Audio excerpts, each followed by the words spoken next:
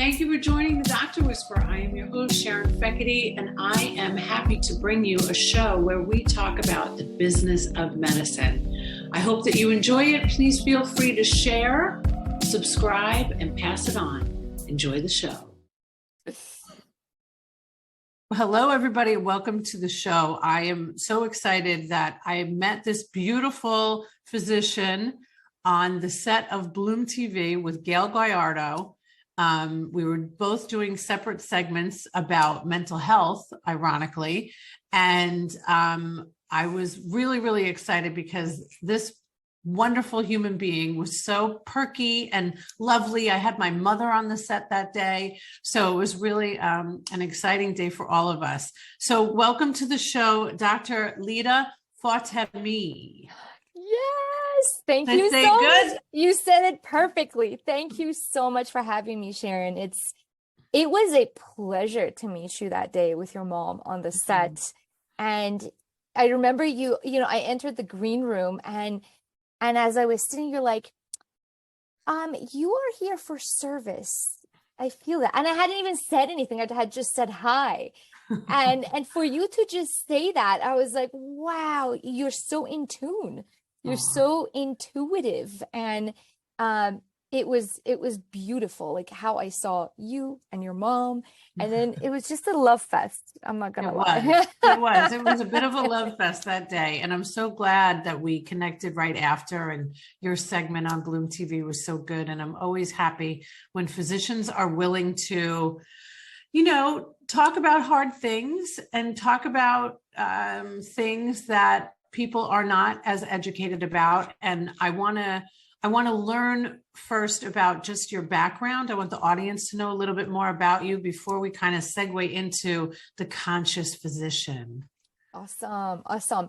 Do you want me to start from childhood? Do you want me to start about start wherever it feels right. This is a show that flows. Love it. So I'm originally from Iran. Was there for the first 14 years of my life, and the first 8 years of my life, I lived in war as a child, and so, a lot of my mental health work that I do really is informed by having lived in war and under a dictatorship, a theocratic regime that was extremely oppressive and continues to be. But I was very blessed and very fortunate that my parents at the age of 14, and they were in middle ages, they came to America, to Atlanta specifically. So I understand the storm situation in the East Coast that you guys we just made it through a hurricane, everybody. So Tampa Bay is feeling the gratitude of being saved yet again. Yes. I'm so grateful for that for you guys. Me too. It's scary. Yeah. So we moved there. I went to high school in Atlanta, in Marietta, Georgia. It was very difficult because I knew no English, none whatsoever. So I was put in an American high school. Then went to college at Emory University, got my degree in neuroscience and behavioral biology, which also informs a lot of what I do today. Sure. And I loved it. Got my master's in public health from Emory as well. Then went to medical school and I'm a doctor of osteopathy. I went to Philadelphia College of Osteopathic Medicine, got my degree there. And, I'm a very holistic person in general, and having had that cultural background, you use herbs, you use spices, you use these different things to help ailments in my culture. And it's just an ancient culture that this wisdom has passed down. Some of it works and some of it doesn't, but there's still, I grew up with that, which I'm very, very grateful for. Then moved to New Mexico, out of all places, for residency. Wow. And have been here for 10 years now. Got my residency in internal medicine, and I specialize in hospital medicine. So I take care of very, very sick patients. And we work with the most underserved population of New Mexico. I don't know if you guys know, but New Mexico is always top 3 impoverished states every year. Yeah. And as you can imagine, our homeless population here is very much, man, it's tough. It's very tough. Polysubstance use disorder is, everywhere. Yeah. Just, everything that comes with poverty, where they can't make it to appointments, where they don't have homes, where, on we have a lot of reservation land also. Mm. With Navajo specifically, we have other tribes as well, but some pueblos don't have water or electricity. So, like once we get them to UNM, and we see so much pathology that is just screaming, I have not been listening. It screams trauma to me, Yeah. and intergenerational trauma, cultural trauma, on and on. And it's really hard to see that. It's really difficult as a physician to practice in such a resource poor area, Mm-hmm. because you do what you can, but then once the patient is out the door, you just can't do anything for them, and that's patient responsibility as well. But there's a lot of structural stuff that goes on that we don't have any say about. And what I'm seeing, which is even more difficult, is the overprescribing antidepressants and anxiolytics, medication, antipsychotics, it's just piled on top of each other. Mm-hmm. And mental health is not getting better, it's getting worse. And Yeah. people's general pathology, as an internist, I see this, like cancers are going up. And it's that chronic stress, right?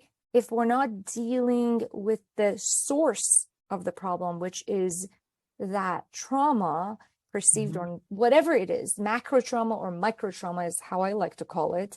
Macro trauma is like that, like sudden, whatever has happened, that's like a true traumatic event that you really need to work through. And then micro traumas over a long period of time that we don't really pay attention to, but they're in the background and they become a part of our fiber and patterns. Yeah.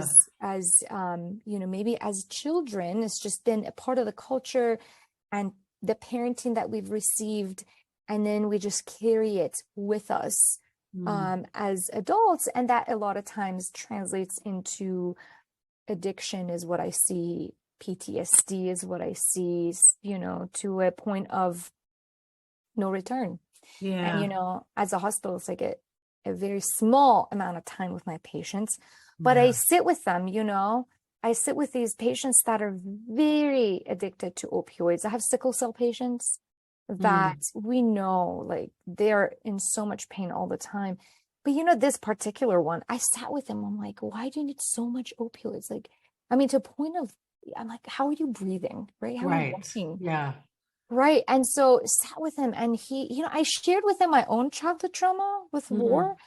And he lit up. He was like, I have so much anxiety. I was like, what is it from? Do you know?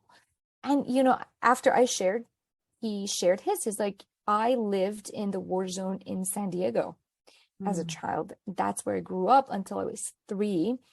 I was like, what did you see? He was like, I saw gunshots. I was shot in the chest myself Jesus. as Yeah. a toddler, right? Mm.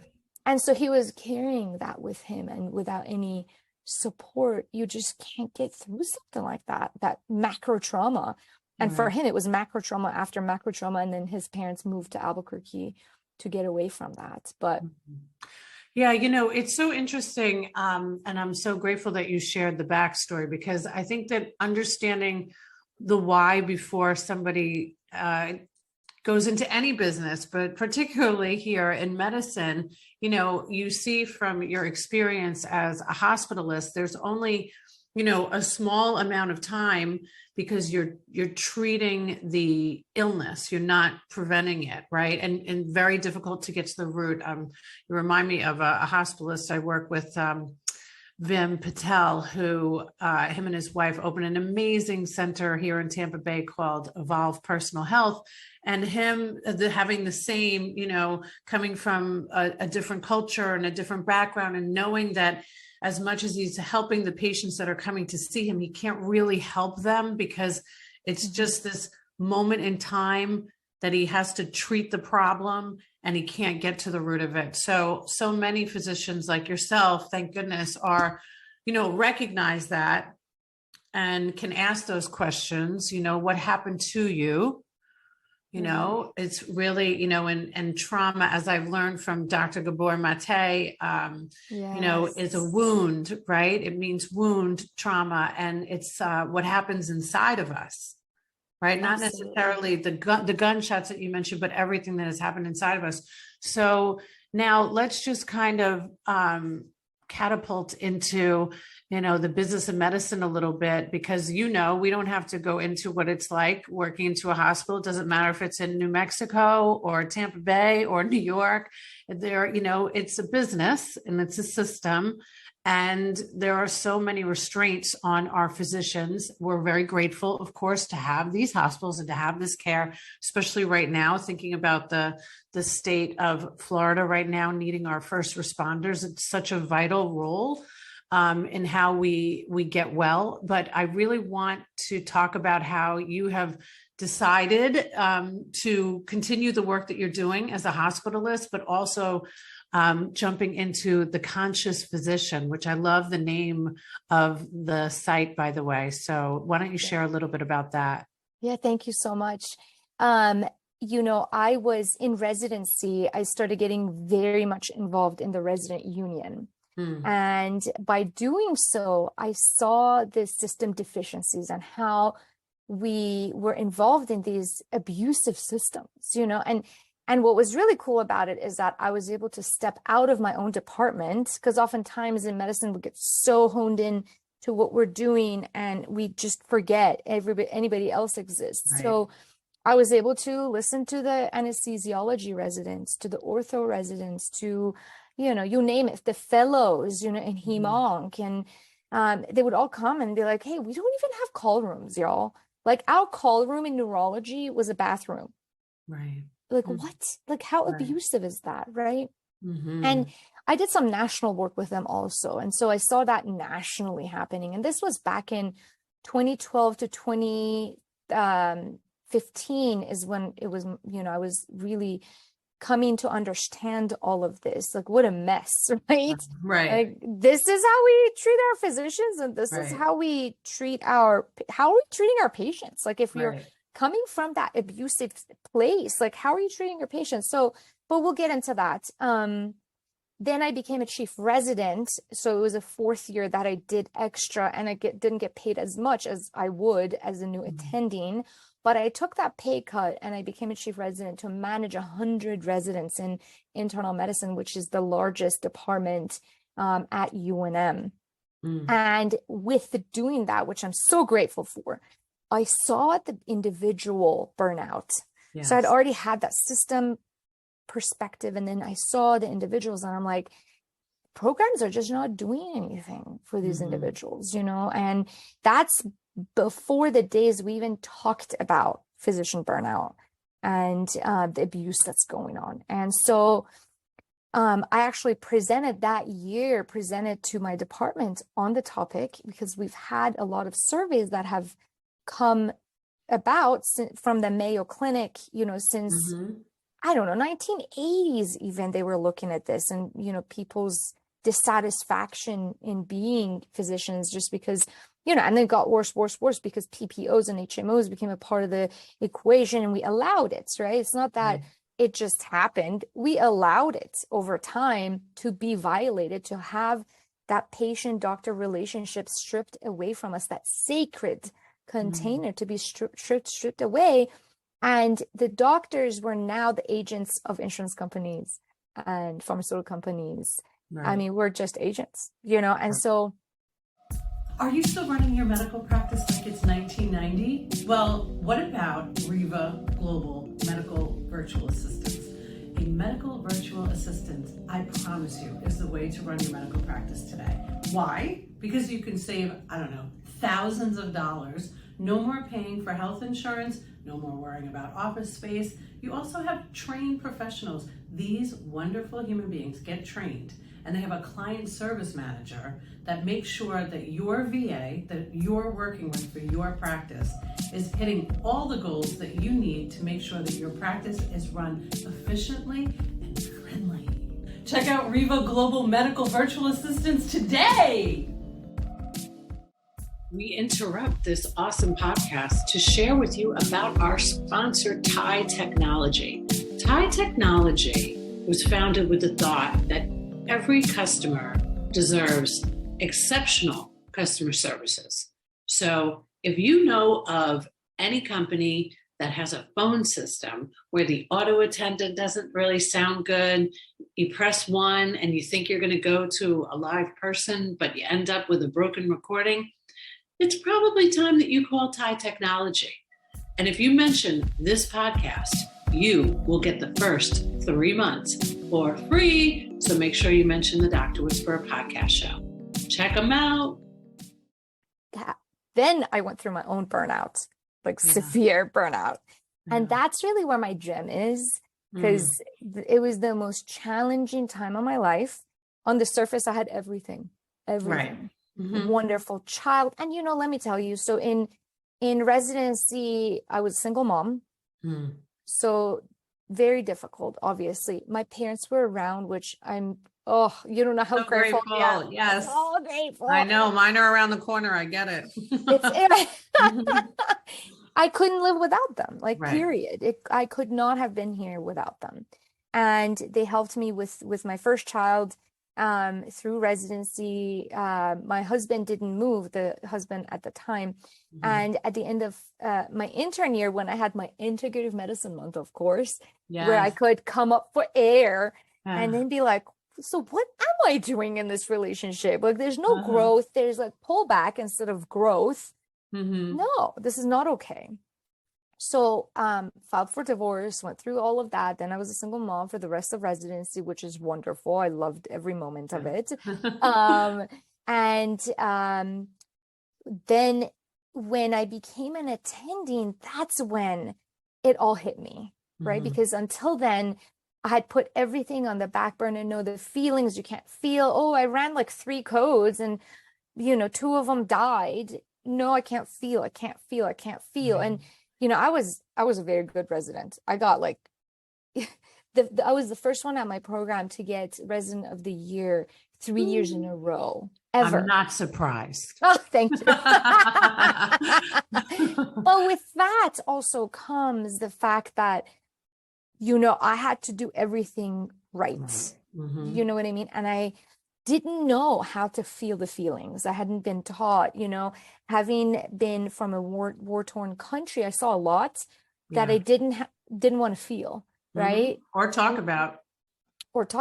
Oh, hugely. And a dictatorship, right? I couldn't talk about my spiritual practices at age 12, that I meditate, or my parents could get arrested. Right. So, fast forward to my burnout, it was 2 years of hell.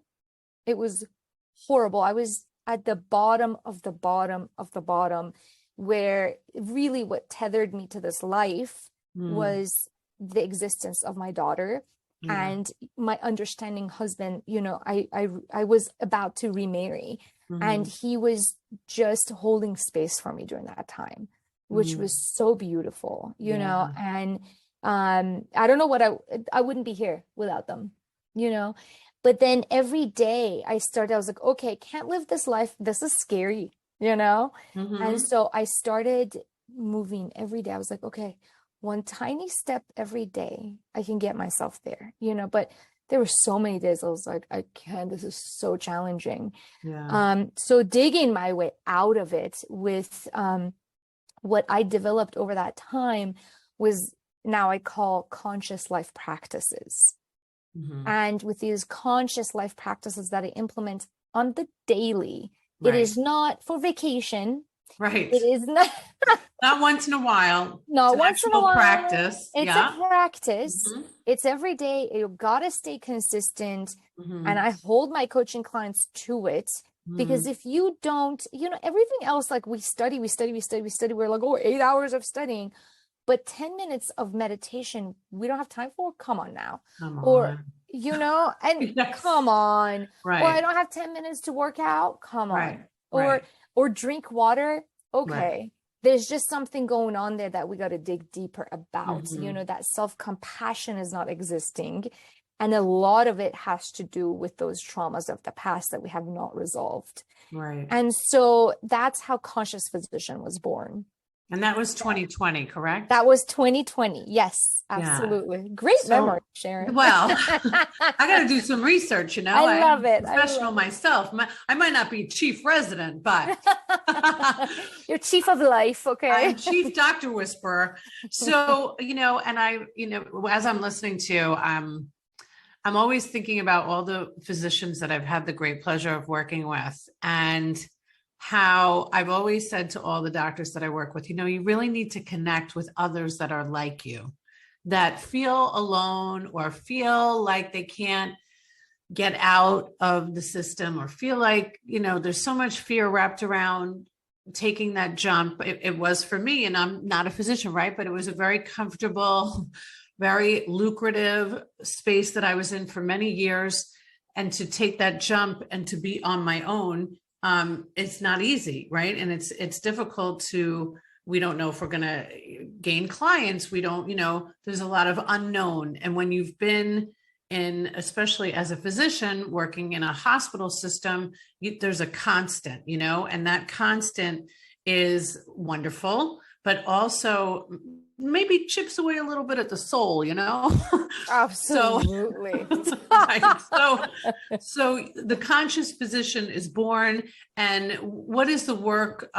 What was it like? Let me just ask, what was it like for you to make that initial decision that I'm not going to leave what I've been doing for so long? It's very comfortable. I have a family. We all have to pay bills. Yes. And then decide that you were going to dip your foot into entrepreneurship. Yeah, I think for me, it started at what you just said, the chipping away at the soul. Yeah.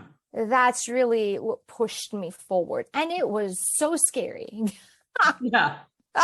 Right. I know. I mean, let me tell you, it's like jumping into the abyss, Yes, and I of had unknown. no one that could guide me or tell me, oh, this is how you do it. Or, Mhm. the world of entrepreneurship is unlimited. And that's Right. why it's beautiful, because the creativity of it.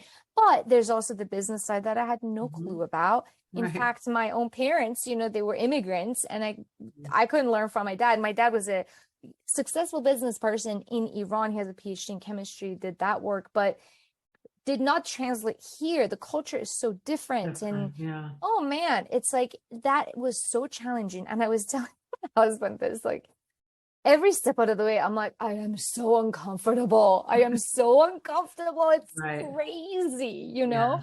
because I've learned how to deal within systems and how to navigate them beautifully Mhm. and just like dominate them, because I understand systems and processes so easily. Like it's just Mhm. part of what I do. And people always tell me, you're so great at administrative work. And in fact, for UNM, I did physician leadership for 5 years, made about $52 million year over year.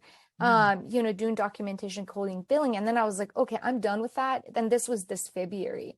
Mhm. And that's really when things started out for me. So really, it took me 2 years. So in 2020, I established the Conscious Physician, my company, learned about how to do, create an LLC, just take those initial steps. And then, Thank God for Google. Oh my God, right? And YouTube.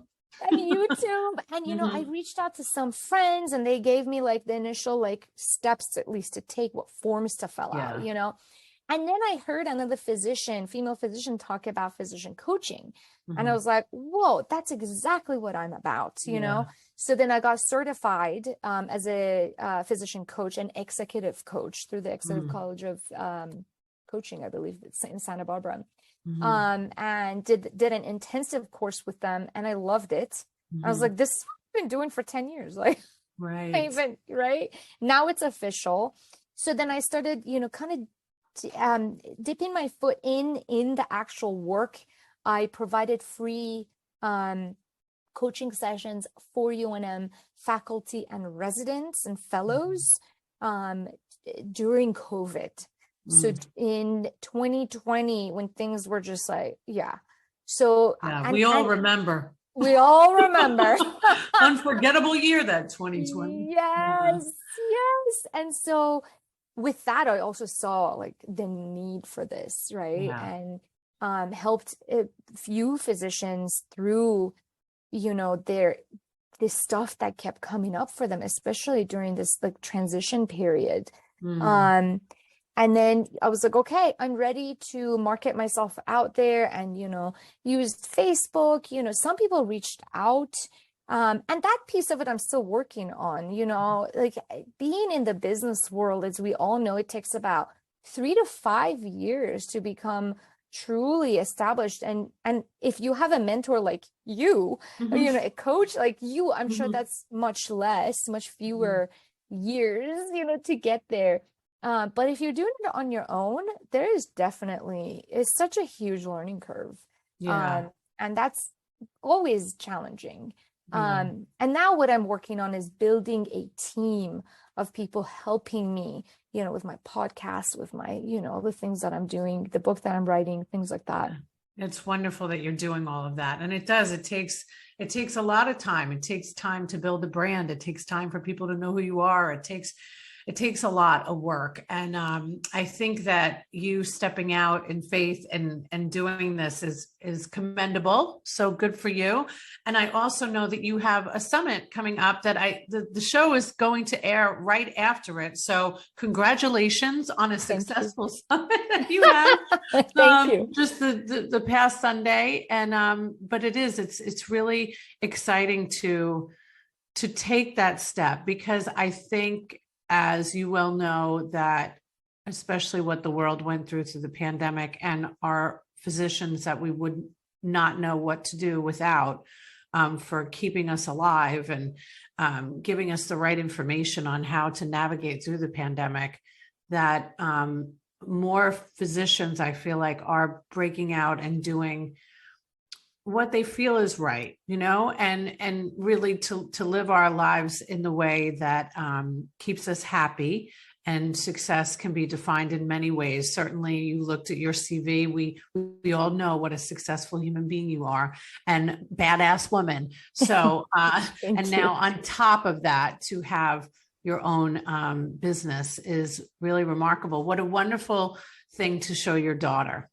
Oh, thank you so much. Thank you so much. It really is true. Really is true. No, thank you. Thank you. Yeah, this is passion work and authenticity. I think that's the name of the game for me. Until I was able to be completely authentic with myself, I couldn't really fully do this work, which is really interesting. Like the complete alignment with my values and integrity and all of that was key to get here. Yeah. And guess what, people? That doesn't happen in our 20s and 30s. No. Right? We might start thinking about it late 30s. And then, well, I know for me, I was turning 40 and I wasn't consciously like, oh, I'm going to be 40. Just something had shifted. And I remember the doctors that I was working for telling me that I was having a midlife crisis. And I'm like, I actually feel pretty good about this decision. I feel like I might have been going through a crisis working here these last few years, but I do feel pretty good about this decision. So we really have to be very centered, and we have to do all of the work that I'm going to encourage everybody to tune into a different episode on your podcast. And we'll put the link in the show notes so we could talk a little bit more about certainly things that I'm passionate, not that I'm not passionate about the business of medicine, because everybody knows that I am, but about mental health and psychedelics and all of the new wonderful avenues that we can go down to ensure that our community is getting the help that they need to work through all the trauma that all of us have endured. I wouldn't say there's anybody left on the earth that has not endured some trauma. Absolutely. Absolutely. Well, doctor, thank you so much for being on the Dr. Whisperer show. And I really am grateful that I was able to meet you. Shout out to Gail Guayardo. Yes, yes. Go, Gail. Go, Thank Gail. you so much for having me on your show, Sharon. And having met your mom, I just like hugs all around. Thank you so much. All right. See you later. Bye. So if you want to party like it's 1999, but run your medical practice like it's 2022, don't forget to check out Riva Global Medical Virtual Assistants. So don't forget, if you mention that you've seen the show or listened to it on the podcast, mention Thai Technology and you will get 3 months for free.